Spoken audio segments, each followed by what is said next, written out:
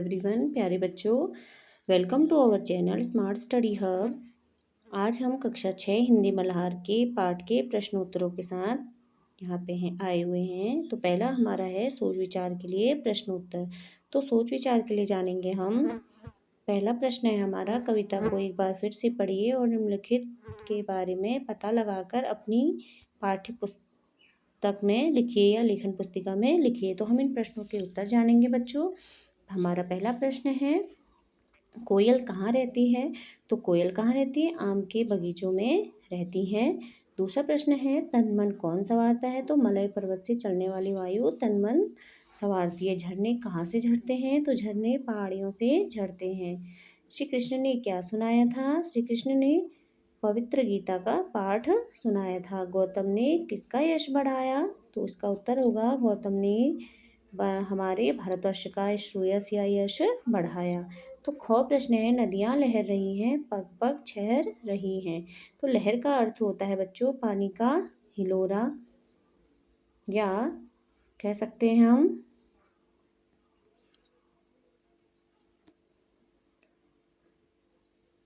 मौज, उमंग, वेग, जोश। तो ऐसे ही छहर का अर्थ होता है बिखरना, छितराना, छिटकना और फैलना। तो कविता पढ़कर पता लगाइए और लिखिए कि कहाँ कहाँ छटा छहर रही है, ठीक है, और किसका पानी लहर रहा है। तो कहाँ कहाँ छटा छहर रही है?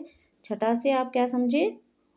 आपने गंगा यमुना त्रिवेणी नदियाँ लहर रही हैं, जगमग छटा निराली पग पग छहर रही हैं। तो छटा मतलब उनसे निकलने वाली पानी की बूंदें, छहरना मतलब अभी यहाँ पे आपने पढ़ा छहरा बिखरना, ठीक है। तो कहाँ कहाँ छटा छहर रही है? जगमग छटा निराली, पग पग मतलब हर जगह पर, हर रास्ते पर वह छहर रही है। किसका पानी लहर रहा है? तो पानी किसका लहर रहा है? लहर का अर्थ होता है पानी का हिलोरा। तो किसका पानी लहर रहा है? गंगा यमुना त्रिवेणी आदि नदियों का पानी लहर रहा है, ठीक है। अब इसके बाद नेक्स्ट क्वेश्चन है कविता की रचना। तो हम इसको पढ़ेंगे। यमुन शब्द यहाँ यमुना के लिए आया है, यमुना नदी जो है उसके लिए आया है। कभी कभी कवि कविता की लय सौंदर्य को बढ़ाने के लिए भी इस प्रकार के शब्दों को थोड़ा बदल देते हैं। तो इस तरह से कविता में थोड़ा अदल बदल कर जो भी शब्द आए हैं, आप उनको जो भी पढ़ेंगे तो इनसे आपको उनकी बहुत सारी विशेषताओं की पता चलेगी और उनकी बहुत सारी बातें भी समझ में आएंगी। उन्हें आप साझा कीजिए और लिखिए। तो आपको, और इस कविता का एक और शीर्षक है, जैसे सबसे ऊपर इस कविता का एक और शीर्षक दिया गया है। तो इस तरह से आपने कविता को कैसे क्या समझा, उसकी क्या क्या विशेषताएं जानी, आप कविता को और क्या शीर्षक देना चाहोगे, तो इस तरीके से ये आपने करना है। जैसे ऊपर दिया हुआ है, गंगा यमुना त्रिवेणी नदियाँ लहर रही हैं। अब नेक्स्ट क्वेश्चन है मिलान करना। तो हम मिलान करेंगे। हमारा है स्तंभ 1 से हमें स्तंभ 2 को मिलाना है। वह जन्मभूमि मेरी, वह मातृभूमि मेरी को हम क्या करेंगे? मैंने उस जन्मभूमि पर जन्म लिया है, यह मातृभूमि मेरी क्या है? माँ के समान है। तो हम इसको मैच करेंगे किससे? ऐसे। फिर दूसरा है हमारा, दूसरा क्या है? चिड़ियाँ चहक रही हैं हो मस्त झाड़ी यो में। तो वहाँ की जो यहाँ जो आम के, नहीं, यहाँ इसे पढ़ेंगे हम। वहाँ की जो जलवायु है इतनी सुखदाई है कि पक्षी पेड़ पौधों के बीच प्रसन्नता से क्या गा रहे हैं? गीत गा रहे हैं। तो हम इसको मैच करेंगे इस तरह से। फिर अमराइयाँ घनी हैं, कोयल पुकारती हैं। तो यहाँ आम के घने उद्यान हैं जिनमें कोयल आदि पक्षी चहचहा रहे हैं। तो इस तरह से बच्चों हम इसको मैच करेंगे। अब इसके बाद हमारा नेक्स्ट क्वेश्चन है अनुमान या कल्पना से। तो अपने समूह में मिलकर चर्चा कीजिए। पहला है, अमराइयाँ घनी हैं, कोयल पुकारती हैं। तो कोयल क्यों पुकार रही होगी, किसे पुकार रही होगी और कैसे पुकार रही होगी? तो हम इन लाइनों के आधार पर देखेंगे कोयल क्यों पुकार रही होगी। कोयल इसलिए पुकार रही होगी क्योंकि बसंत ऋतु का मौसम होगा।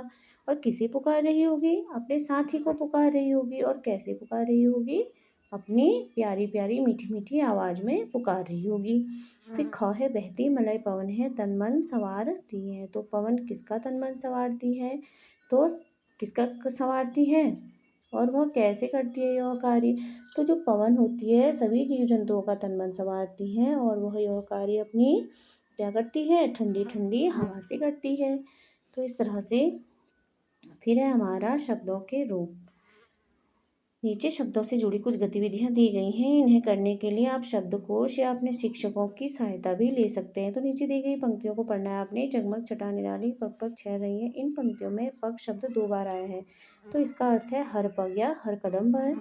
शब्दों के ऐसे कुछ जोड़े हैं, इनके अर्थ लिखिए। तो आपने क्या करना है, इनका अर्थ लिखना है। घर घर क्या होगा, जैसे यहाँ पर पग पग शब्द 2 आए, हर पग या हर कदम, तो यहाँ पर घर घर क्या हो जाएगा, हर घर, ठीक है, या प्रत्येक घर हम कह सकते हैं कि क्या, प्रत्येक घर, इस तरह से कर सकते हैं, प्रत्येक घर,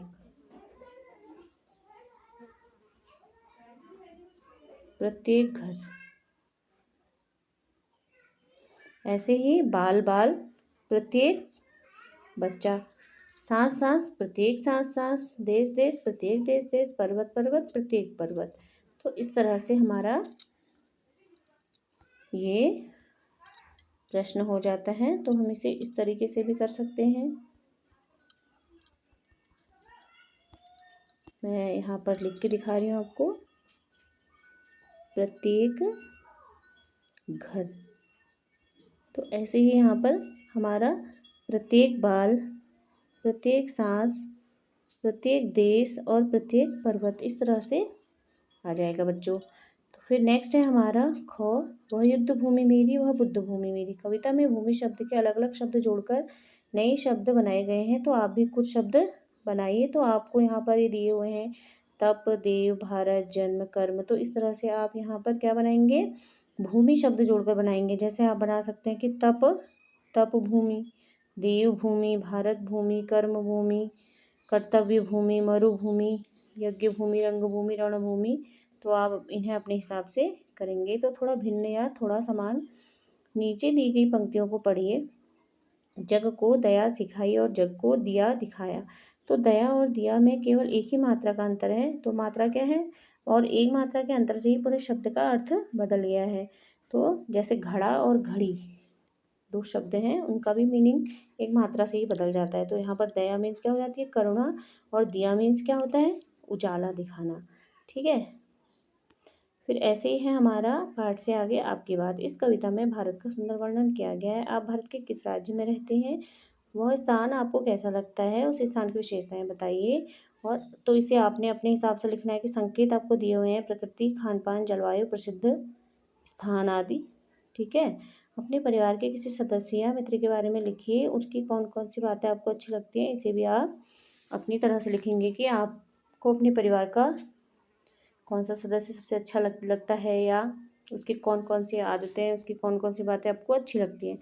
तो यहाँ पर फिर नेक्स्ट है हमारा वंशी से। यहाँ पर आपको एक दिया गया है शब्द जाल।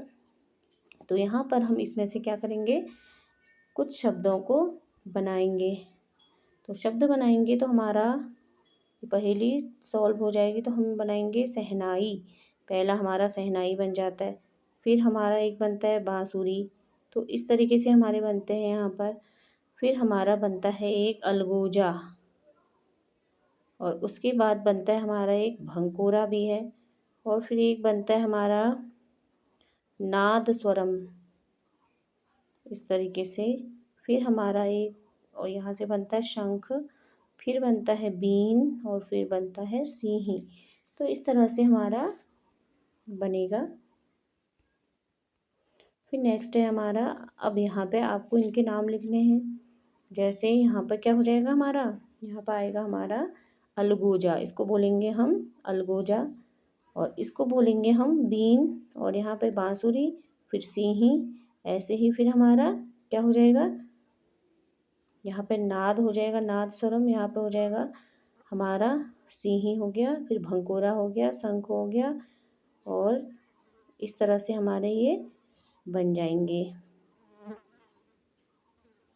फिर नेक्स्ट है हमारा, आज की पहेली हो गई। फिर इसके बाद यहाँ पर आपको कुछ शब्द दिए गए हैं, जैसे इन्हें आगे पीछे करके दिए हुए हैं। तो आपने इन्हें सही बनाना है। तो जैसे यहाँ बना हमारा, क्या बना, महासागर, महासागर बना। ठीक है। तो आप यहाँ पर बनाएंगे हिमालय, यहाँ पे बन जाएगा हमारा हिमालय। इसको थोड़ा छोटा करते हैं।